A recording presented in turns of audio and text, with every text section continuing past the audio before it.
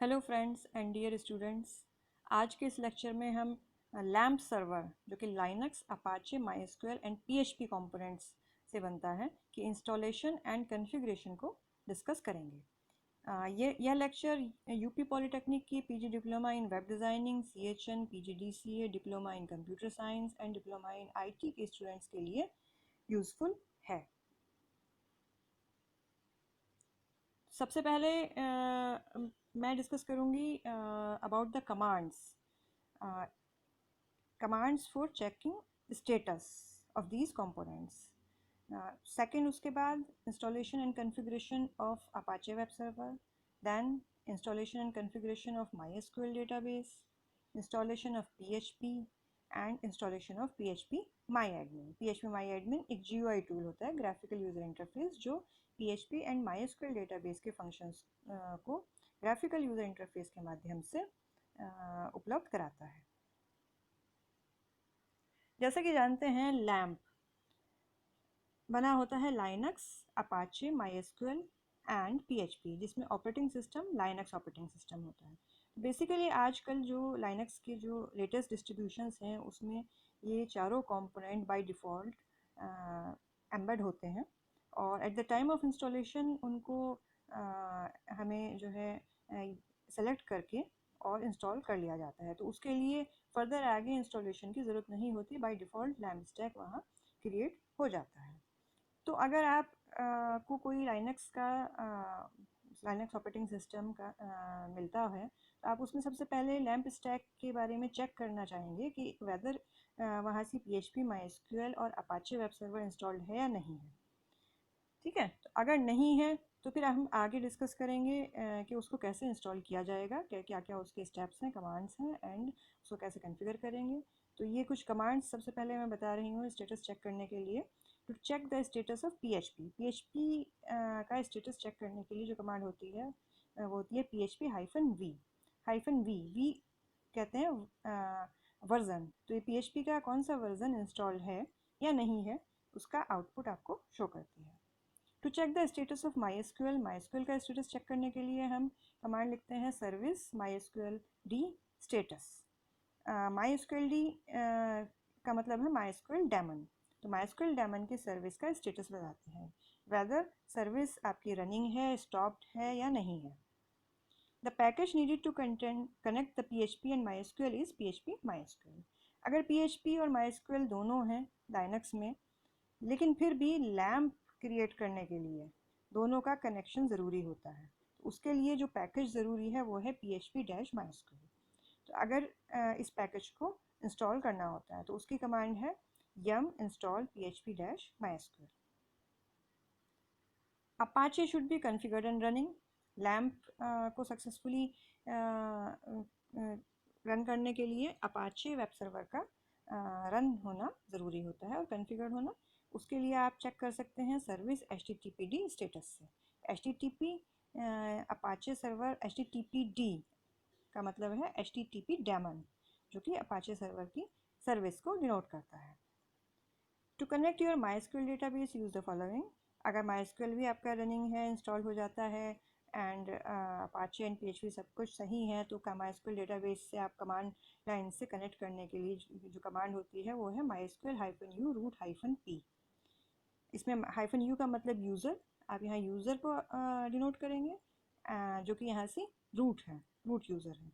उसके बाद -p का मतलब है password, it prompts for password. इस कमांड को एंटर करने के बाद ये आपसे पासवर्ड के लिए पूछेगा, जिसमें आप पासवर्ड एंटर कर सकते हैं। और अगर कोई पासवर्ड नहीं है रूट का तो डायरेक्ट एंटर को प्रेस करेंगे एंड देन आपको माईएसक्यूएल का प्रॉम्प्ट मिल जाएगा। तो ये थी कमांड्स अबाउट स्टेटस चेकिंग। अब हम देखते हैं कि एक रॉ लाइनक्स सर्वर पर ऑपरेटिंग सिस्टम में अपाचे कैसे इंस्टॉल करेंगे यूजिंग कमांड लाइन। उसके लिए आप कमांड लिख सकते हैं yum install httpt। yum जो कि एक इसको कहते हैं येलो अपडेट मॉडिफायर। ठीक है, yum कमांड यूज़ करके डिफरेंट सर्विसेज को लाइनक्स में इंस्टॉल किया जाता है। yum इंस्टॉल क्या करना है HTTP daemon। After yum manager finish installation, use the following command to manage Apache daemon. एक बार जब ये कमांड आप रन कर देंगे, एंड बेटर है कि इस कमांड के बाद आप स्टार भी लगा दें, जिससे कि HTTPD से रिलेटेड जितनी भी डिपेंडेंसी होंगी वो सब इंस्टॉल हो जाएंगे। तो उसको रन करने के बाद जो अपाचे डेमन को मैनेज करने के लिए कमांड होगी वो होगी systemctl status start stop restart reload HTTPD। ये जो पाइप ऑपरेशन से डिफरेंट टाइप के ऑपरेशंस यहाँ से इस सिस्टम सिटी के साथ कमांड के साथ जो परफॉर्म कर सकते हैं वो दिए हुए हैं।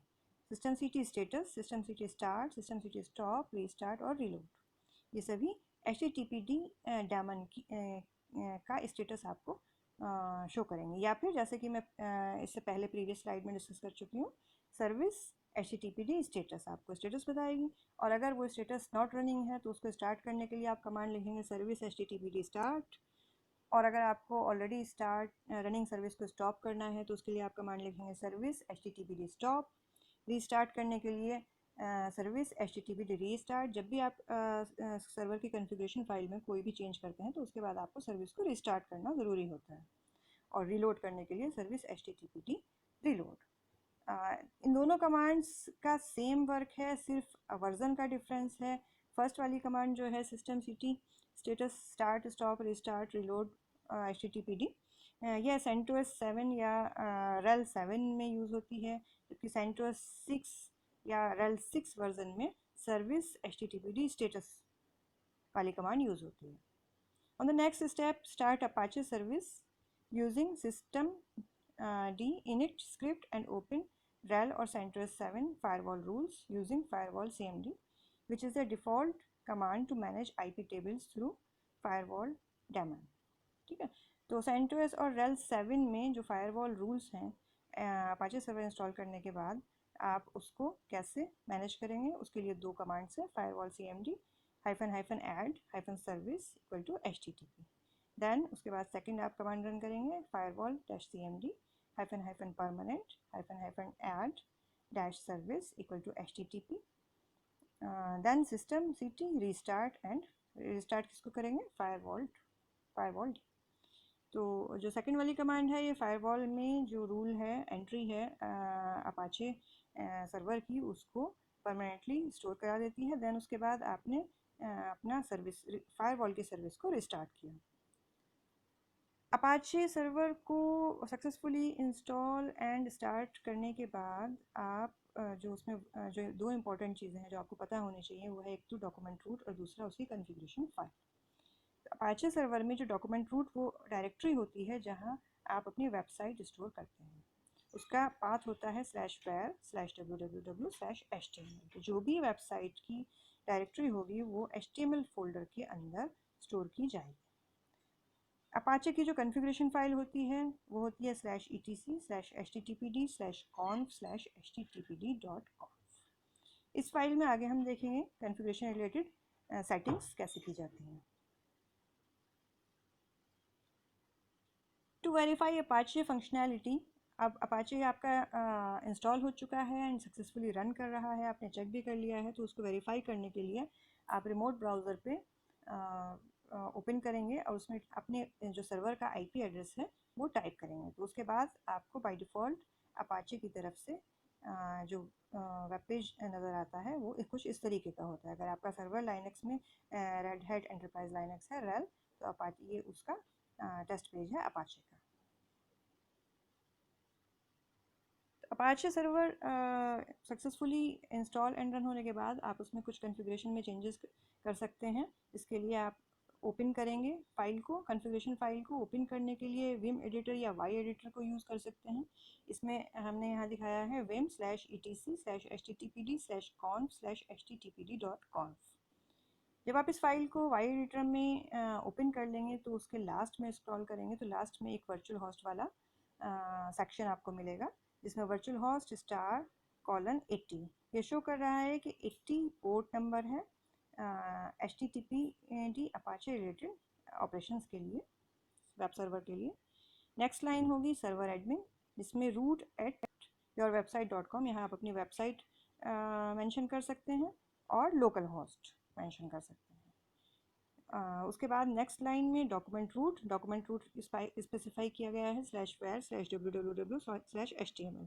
यह डॉक्यूमेंट रूट बाय डिफ़ॉल्ट होता है अपाचे का, लेकिन आप इसको चेंज भी कर सकते हैं। सपोज़ अगर आप ये चाहते हैं कि किसी और डायरेक्टरी को डॉक्यूमेंट रूट बनाना है तो आप उसका यहाँ पाथ दे सकते हैं। देन सर्वर नेम में आपकी yourwebsite.com जो कि आपके वेबसाइट का नाम आएगा यहाँ से, एंड देन /virtualhost। ये कुछ सेटिंग्स होती हैं जो अपाचे कॉन्फ़िगरेशन फाइल में करते हैं वेबसाइट को ओपन करने के लिए।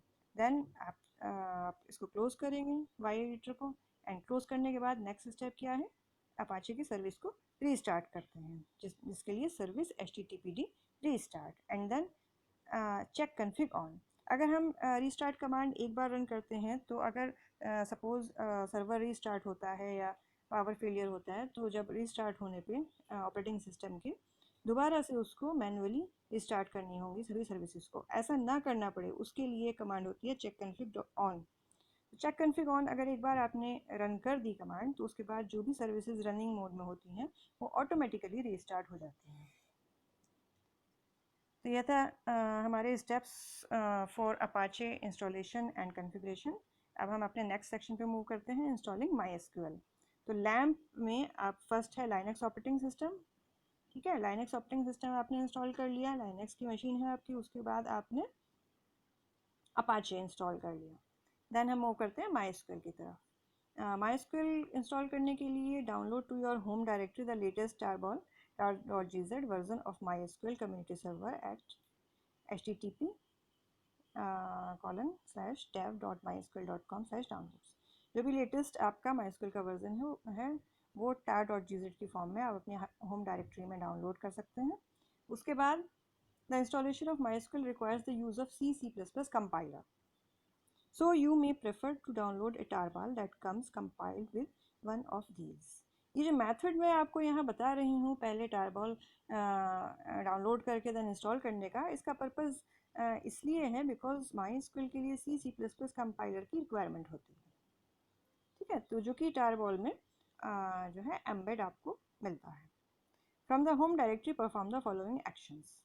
सबसे पहले हम जो हमारी टारबॉल है tar.gz उसको gzip -d MySQL 5.1.42 ये इसका वर्जन है, यहाँ से Linux i686 ये इसकी फाइल का पूरा नाम है जो कि आप डाउनलोड करेंगे। देन उसको टार करेंगे, tar xpf MySQL पूरा आपने फाइल नेम दे दिया .tar। उसके बाद आप मूव करेंगे, रीनेम करेंगे। ठीक है, रीनेम करेंगे डायरेक्टरी को अपनी, तो स्लैश मूव करेंगे। मूव का मतलब एमवी कमांड यहाँ रीनेम के लिए यूज़ हो रही है। /home/mysql फाइल .tar को किस में हमने रीनेम कर दिया, /home/mysql, जिससे कि ईजी हो सके, क्योंकि जो डाउनलोडेड फाइल थी उसका काफ़ी लॉन्ग नेम था। अपने ईज़ के लिए, आसानी के लिए हमने इसको यहाँ रीनेम किया है। Then cd MySQL, cd command use होती है यहाँ से चेंज डायरेक्टरी।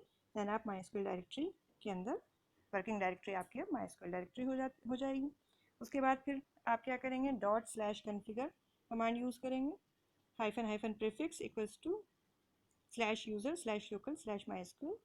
ये पूरी कमांड आप यूज़ करेंगे, जो कि पहले ./configure command basically compiler load करने के लिए यूज़ होती है। देन मेक कमांड यूज़ होती है, एंड देन मेक इंस्टॉल उसको इंस्टॉल करने के लिए यूज़ होती है। ये तीनों कमांड सीक्वेंस से यूज़ की जाएंगी। देन उसके बाद /script/mysql _install_db। यहाँ तक आपका MySQL इंस्टॉल हो चुका है। देन chown कमांड से हम ओनरशिप चेंज करेंगे, -r root :MySQL। यहाँ से रूट हमारा यूज़र है और MySQL हमारा ग्रुप यूज़र है। किसका, /user/local/mysql का। देन chown कमांड हमने रन करी, -R MySQL। यहाँ से हमारा जो यूज़र था रूट से MySQL में चेंज हो गया। एंड /user किसके लिए, /user/local/mysql/data के लिए, यानी कि डेटा का यूज़र अब बाय डिफ़ॉल्ट MySQL है। नाउ कॉन्फ़िगर कैसे कॉन्फ़िगरेशन के लिए to log into MySQL securely we need to reset the root user password on the server to something more secure. ठीक है, तो सबसे पहला स्टेप आप सिक्योर करेंगे माईएसक्यूएल डेटाबेस को एंड रूट यूज़र का जो पासवर्ड होगा उसको सेट करेंगे। तो create a text file named fresh.txt containing the following and upload it to your home/website directory और इक्विवेलेंट। ठीक है, तो उसके लिए एक फ़ाइल सपोज आपने क्रिएट करी और उसमें क्या आप लिखेंगे, उसमें आपने 3 लाइन्स लिखी। Update MySQL dot user set password equals to password, उसमें जो भी आपका न्यू पासवर्ड है, माई न्यू पासवर्ड यहाँ फॉर एग्जांपल दिया गया है, वेयर जिसका यूज़र कौन है, रूट है, एंड फ्लश प्रिविलेजेस। तो ये छोटी सी स्क्रिप्ट है जो कि fresh.txt फाइल में आपने क्रिएट करी और उसको /home/website डायरेक्टरी के अंदर अपलोड किया। देन आप स्टार्ट करेंगे, start your MySQL server with the following command. After the server has started correctly delete fresh.txt। Server एक बार स्टार्ट हो जाने के बाद वो अपडेट हो जाएगा पासवर्ड, एंड देन उसके बाद आप fresh.txt फाइल को डिलीट कर सकते हैं। mysqld_save hyphen init file equals to /home/website/fresh.txt ampersand। ठीक है, तो ये माईएसक्यूएल को जो है असाइन कर दिया गया है, यहाँ से आपका पासवर्ड चेंज हो चुका है।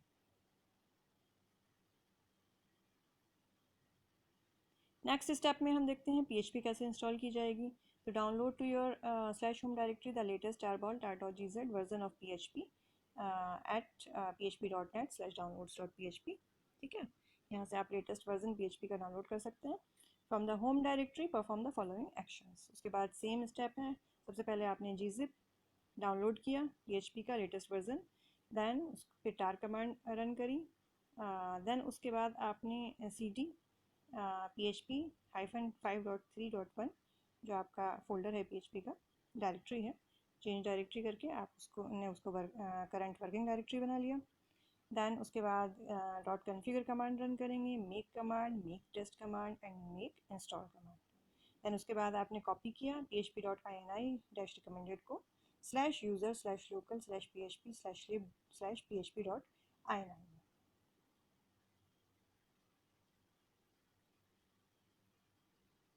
तो इस तरीके से PHP इंस्टॉल हो जाती है। उसके बाद ऑपरेशंस, डेटाबेस से माईएसक्यूएल से रिलेटेड ऑपरेशंस परफॉर्म करने के लिए GUI के तौर पे हम PHP MyAdmin का यूज़ करते हैं। तो PHP MyAdmin is a free software tool written in PHP intended to handle the administration of MySQL over the world wide web.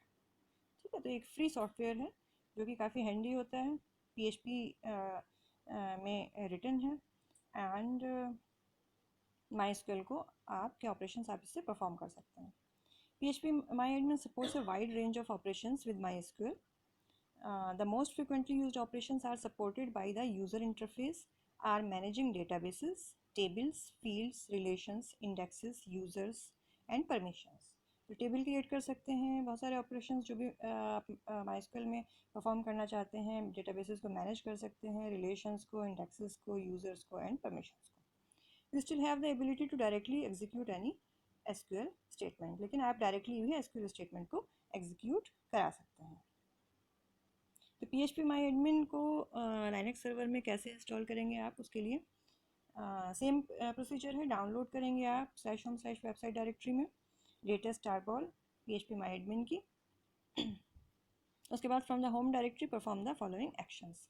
सबसे पहले gzip-d कमांड आप रन करेंगे डाउनलोड करने के लिए, देन tar कमांड यूज़ करेंगे, देन मूव करेंगे यानी रीनेम करेंगे डायरेक्टरी को, के नेम को /home/website/php MyAdmin में। उसके बाद आप अपनी करंट वर्किंग डायरेक्टरी को चेंज करेंगे, चेंज डायरेक्टरी से एंड PHP MyAdmin में जाएंगे, and then ./configure command run करेंगे। Lastly, you will need to set up a domain for the site. आखिर में आपको अपने साइट का डोमेन सेटअप करने के लिए एग्जाम्पल phpMyAdmin.yourdomain.com डोमेन सेट करने के लिए क्या करना होगा, point it at your server IP address and update your Apache configuration file two point two this for this domain. अगर आपकी ये साइट है और उसको आपको ओपन करना है, रन कराना है, तो अपाचे सर्वर में जो कॉन्फ़िगरेशंस मैं ऑलरेडी आपको बता चुकी हूँ वहाँ आपको इसे अपडेट करना होगा। If you have followed this far, you should now have a fully operational web server on which you can start hosting your website. अगर आपने अब तक जितने जो भी स्टेप्स दिए गए हैं उनको सिक्वेंशली फॉलो किया है करेंगे तो आपके पास एक fully operational web server create होगा यूजिंग लैम्प स्टैक, जो कि PHP बेस्ड वेबसाइट्स को रन करने के लिए यूज़फुल होगा, PHP एंड MySQL बेस्ड। इसमें जो लैम्प स्टैक होता है PHP and MySQL by default है, लेकिन अगर आप PHP के बजाय पाइथन, पर्ल यूज़ करना चाहते हैं तो वो भी यूज़ कर सकते हैं। एंड अगर डेटाबेस में MySQL की जगह MariaDB या कोई दूसरा डेटाबेस आप यूज़ करना चाहें तो वो भी आप इसमें कॉन्फ़िगर कर सकते हैं। तो ये था हमारा आज का लेक्चर जिसमें हम आपने पढ़ा about the installation and configuration of LAMP server. Thank you so much for watching.